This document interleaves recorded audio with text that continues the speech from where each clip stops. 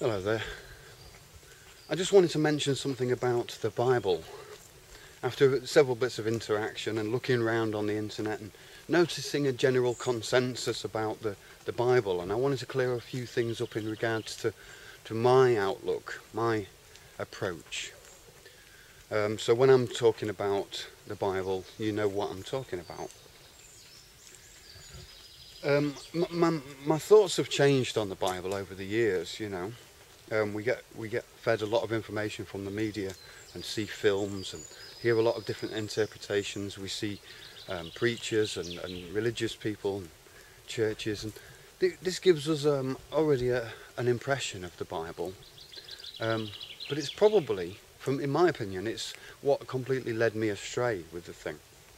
First of all, it's important to notice that the actual word Bible is biblios. From Greek it means books or library, you know. So it's a collection of works written by many different people over from a long time.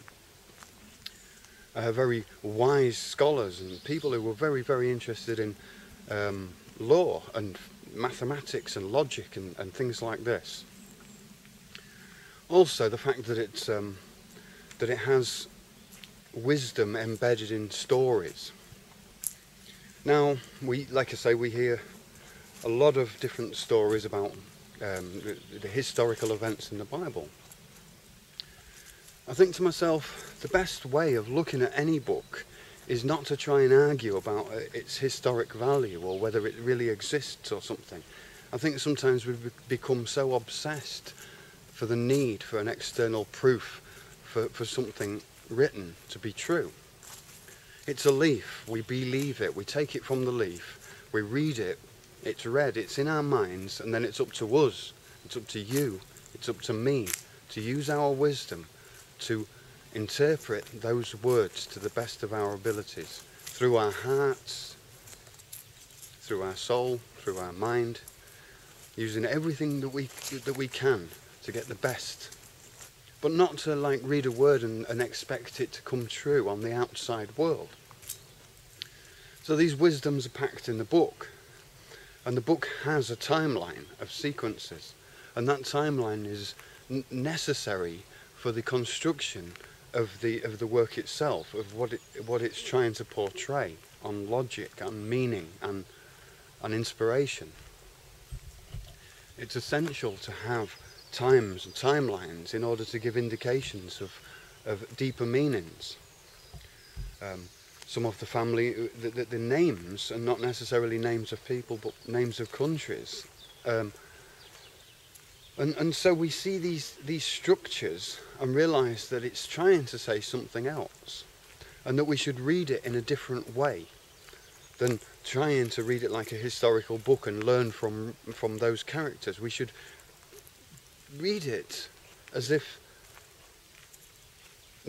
we're kind of like an eavesdropper, and it's not really us that's reading it, and it's not meant for us to read, that we're kind of secretly reading it. Maybe with that attitude of an eavesdropper or wiretapper. You know, if we take another book, a good book for example is J.R. Tolkien's Lord of the Rings. Now, I've never heard anybody argue if Frodo Baggins really existed, or if they've found you know, Aragorn's sword or something. You know, people don't argue about Middle Earth, or if there's magic or things or different aspects.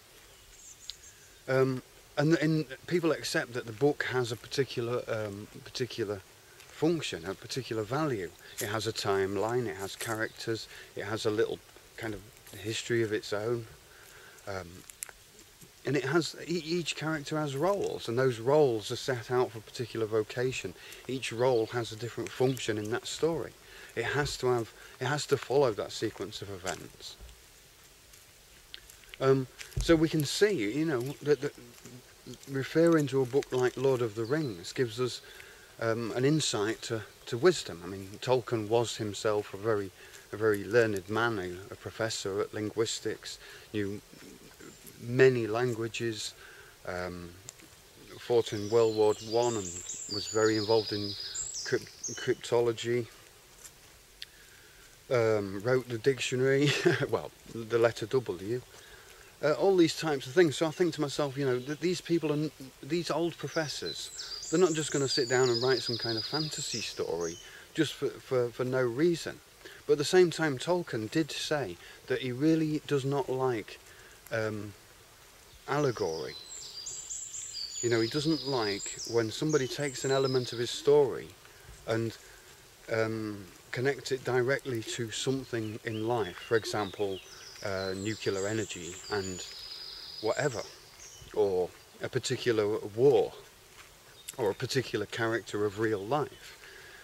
What Tolkien really hinted at for the reader was the applicability, the chance to take the words and apply them to your own life, to take the laws and rules and things that's going on in the book as wisdoms that you can apply to your own life.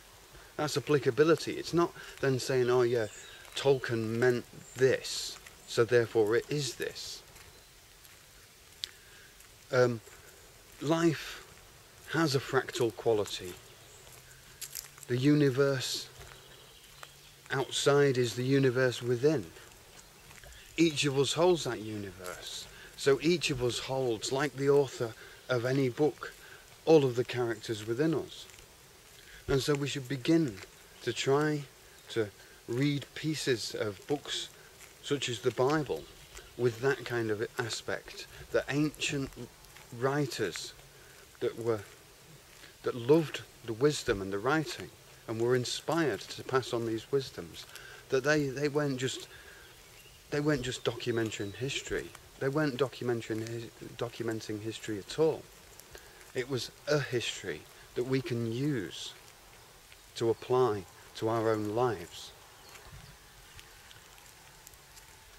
And so if we remove this aspect of true history and just look at what the book has for a value to yourself, not to us or anybody else or a group, but you yourself. Now you can read some information, read something from a book, and you don't have to discuss it with anybody else. If you know it's true for you, then maybe it is true for you.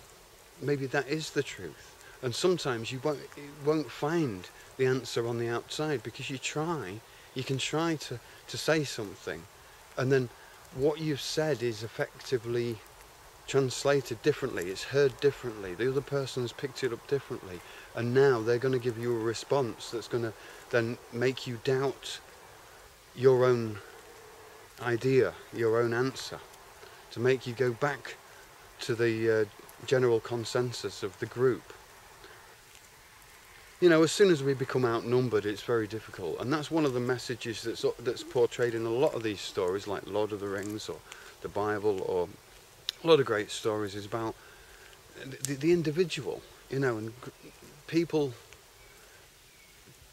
the relationships between individuals. Yeah, anyway, I'll just leave it there. Thanks a lot for watching, and see you later. Cheerio.